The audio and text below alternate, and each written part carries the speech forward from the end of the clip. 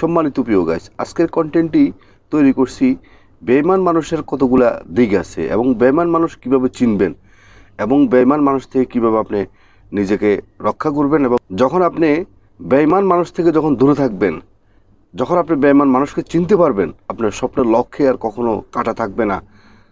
তখন আপনার জীবনটা হবে একটা সুরক্ষিত, আপনার জীবন আর কখনো আর কোনো বাধা আসবে না।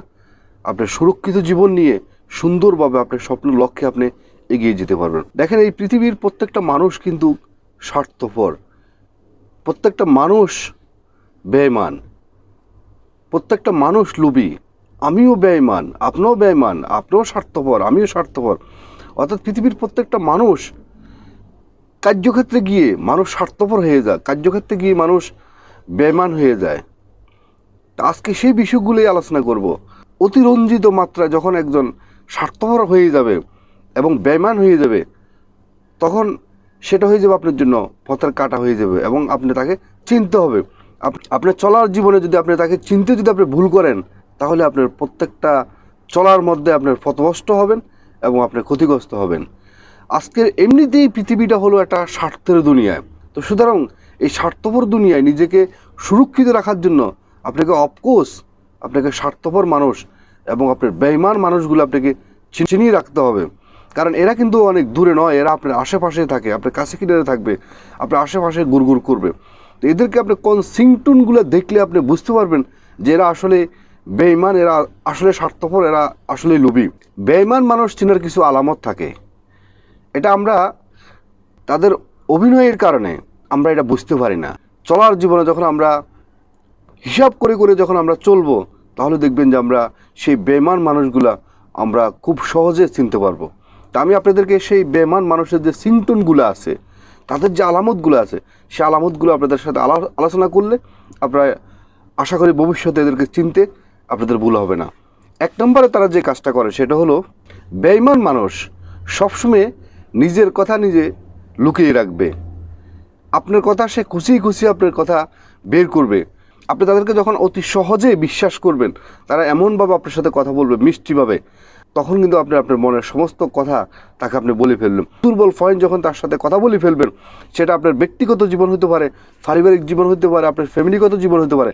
যে কোনো বিষয়ে যখন আপনি তার সাথে আলোচনা করে ফেলবেন, ওই যে কথা বলতে বলতে তাকে বিশ্বাস করার কারণে আপনি ভাবতেছেন যে তার সাথে এই মুহূর্তে কথাগুলো বললে আপনি মানসিকভাবে একটু হালকা হবেন, একটু শান্তি পাবেন।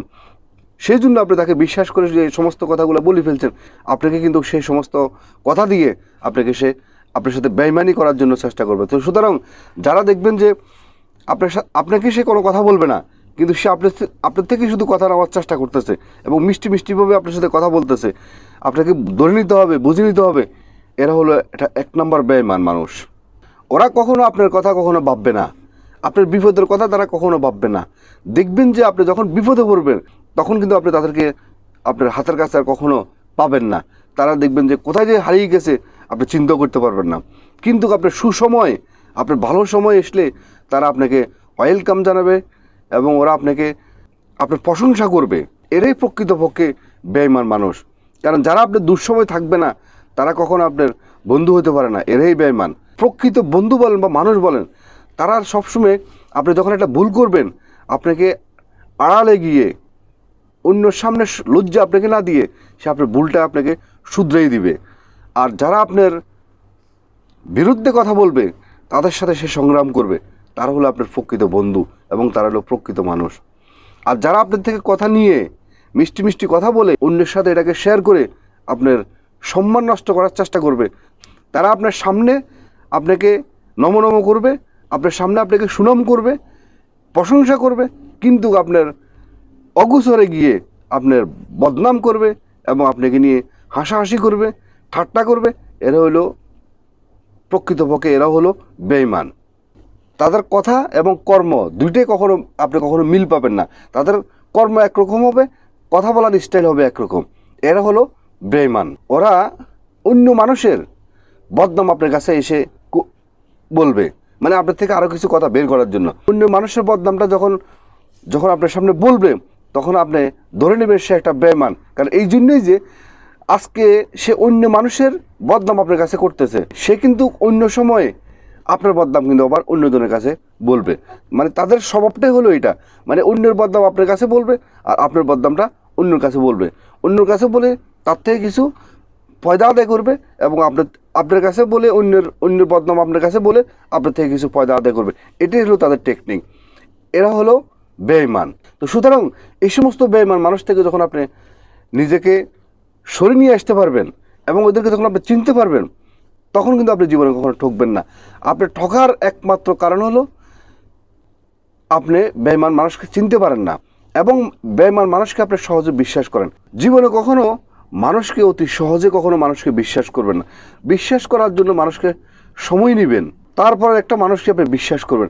আপনি যখন আবেগের বশবর্তী হয়ে আবেগের বেলা বেশি যখন আপনি একটা মানুষকে যখন বিশ্বাস করবেন, তখনই কিন্তু আপনি ক্ষতিগ্রস্ত হয়ে যাবেন। কালের বিবর্তনে হারিয়ে যাওয়া সভ্যতার আদলে এই পৃথিবীটা হলো একটা স্বার্থপর দুনিয়ায় অন্ধকারে ঢেকে গেছে। সেই অন্ধকার থেকে আপনাকে বাঁচার জন্য আপনি এই সমস্ত স্বার্থপর মানুষগুলোকে আপনাকে চিনি রাখতে হবে এবং তাদেরকে কখনো সহজে আপনাকে বিশ্বাস করা যাবে না। আপনি যত দ্রুত মানুষকে বিশ্বাস করবেন তত দ্রুত আপনি ক্ষতিগ্রস্ত হবেন। মানুষ কেন বেঈমান হয় এই বিষয়টা আপনাকে আগে আরও জানতে হবে। সেটা হলো মানুষ 3টা কারণে স্বার্থপর হয়। এক নাম্বার কারণ হলো স্বার্থপর। স্বার্থের কারণে বেঈমান হয়, লোভের কারণে বেঈমান হয়, হিংসার কারণে মানুষ বেঈমান হয়। মানে এই 3টা যাদের ভিতরে আছে তারা কিন্তু অতি দ্রুত বেঈমান হয়ে যায়। এবং দেখেন মানুষ কিন্তু এমনি কিন্তু কখনো বেঈমান হয় না। মানুষের 3টা কারণে কিন্তু বেঈমান হয়। মানুষের ভিতরে যখন স্বার্থটা কাজ করে, লোভটা কাজ করে, হিংসাটা কাজ করে, তখন যে মানুষ বেঈমান হয়ে যায় সেটা আপনি দেখেন। বাংলাদেশের তত্ত্বাবধায়ক সরকারের কথা আমি আপনাকে বলি। 14-15 বছর আগে একজন ছিলেন তত্ত্বাবধায়ক সরকার, এখন বর্তমানে 2024 সালে আরেকজন এসেছে তত্ত্বাবধায়ক সরকার। এখন সবাই তত্ত্বাবধায়ক সরকারের জন্য লড়াই করে। মনে হয় যে একজন তত্ত্বাবধায়ক সরকার থাকলে মনে হয় ওই দেশটা মনে হয় সুরক্ষিত থাকবে এবং ইলেকশনটা মনে হয় সুরক্ষিত হবে। কিন্তু যখন সবাই লড়াই করে যখন তত্ত্বাবধায়ক সরকার যখন গঠন করে এবং ওই তত্ত্বাবধায়ক সরকারের ভিতরে যখন লোভ কাজ করে, স্বার্থপরে কাজ করে, তার চেয়ারের মায়া যখন সে সারতে পারে না, তখন ওই তত্ত্বাবধায়ক সরকারকে আবার সরানোর জন্য আবার মানুষকে লড়াই করতে হয়। আজকে তার নিজের চেয়ারকে ঠিক রাখার জন্য সে যত অন্যায় করার প্রয়োজন হয় প্রয়োজনে সে অন্যায় করবে, যত বেঈমানি করার প্রয়োজন হয় সে তত বেশি বেঈমানি করবে। তো সুতরাং এই পৃথিবীটা হলো স্বার্থপর, এই পৃথিবীটা হলো লোভের জায়গা, এই পৃথিবীটা হলো একটা হিংসার জায়গা। তো সুতরাং আপনি কাকে ভালো মনে করবেন? তো সুতরাং আপনি কাউকে ভালো মনে করার প্রয়োজন নাই, আবার আপনি কাউকে খারাপ মনে করার প্রয়োজন নাই। আপনি শুধু যারা অতিরঞ্জিত স্বার্থপর, অতিরঞ্জিত লোভী, অতিরঞ্জিত বেঈমান, হিংসুটুক, এ ধরনের মানুষ থেকে এদের যে সিংটুনগুলো আমি বলছি, সেই সিংটুনগুলো যখন আপনি বুঝতে পারবেন তখন তাদের থেকে আপনি দূরে থাকবেন। স্বপ্নের লক্ষ্যের যাত্রার মধ্যে যে এরা হলো একটা কাঁটা, তো যখন আপনি চিনতে পারবেন, বুঝতে পারবেন, ওই সমস্ত কাঁটা থেকে আপনি দূরে চলে আসবেন, তখন আপনার যাত্রা হবে সুরক্ষিত এবং আপনার লাইফ হবে সুরক্ষিত লাইফ এবং আপনার জীবনে সাকসেস হওয়া, আপনার জীবনে তখন সাকসেস হতে পারবেন। তো আজকের মতো ভিডিওটি এখানে শেষ করলাম। ভিডিওটি যদি আপনাদের ভালো লেগে থাকে এবং যদি কোনো মেসেজ আপনারা পেয়ে থাকেন তাহলে অবশ্যই একটা লাইক করবেন, একটা কমেন্ট করবেন। আপনাদের একটা লাইক, একটা কমেন্ট আমার কাছে অত্যন্ত গুরুত্বপূর্ণ। এবং যিনারা নতুন, অবশ্যই মিয়াজি ফিলসফি চ্যানেলকে সাবস্ক্রাইব করে অল নোটিফিকেশন অন করে রাখবেন এই ধরনের নতুন নতুন ভিডিও পেতে। এবং যিনারা আগে সাবস্ক্রাইব করছেন আপনাদেরকে অসংখ্য ধন্যবাদ।